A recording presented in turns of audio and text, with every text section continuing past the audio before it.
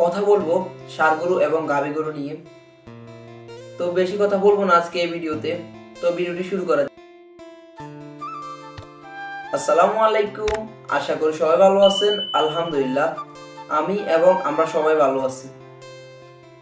তো আজকের ভিডিওটি যদি ভালো লেগে থাকে এবং আপনাদের উপকারে এসে থাকে তাহলে অবশ্যই আমার চ্যানেলটি সাবস্ক্রাইব করে আমার পাশে থাকবেন। আজকে যে বিষয়টি নিয়ে কথা বলা, যেটা হচ্ছে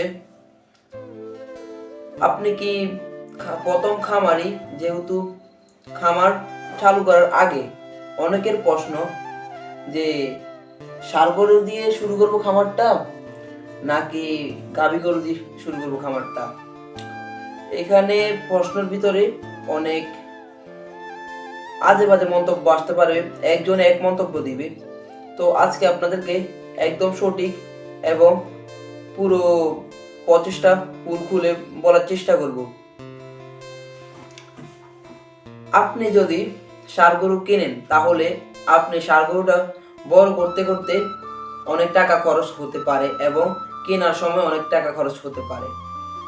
তো এখানে একটা বিষয় সত্য যে আপনি ষাঁড় গরুটা বড় করলে, ধরেন 2 লাখ টাকা দিয়ে এগুলাকে মানে ষাঁড় গরুটা বড় করলেন, তাহলে আপনি গরুটাকে 2,80,000 টাকা বিক্রি করলেন, তাহলে এটা সত্য যে আপনি 80,000 টাকা আপনার প্রফিট হলো।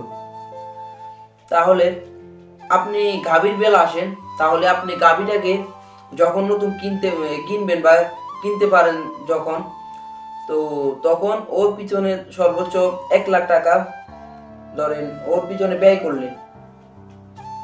তাহলে কি হবে যে আপনার ষাঁড় গরুটি প্রত্যেক 1 বছর পর পর একটি বাছুর গরু দিবে।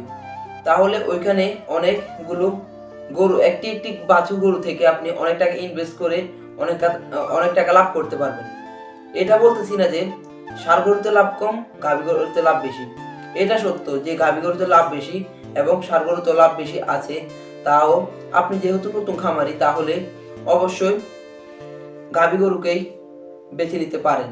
এবং আপনি যদি না চান যেহেতু না আমি গাভী গরুতে শুরু করব না, আমি কিছু টাকা তাকে খাওয়ানোর পরে তারপরে আমি ওর থেকে কিছু আয় করব, তাহলে আপনি ষাঁড় গরু নিতে পারেন।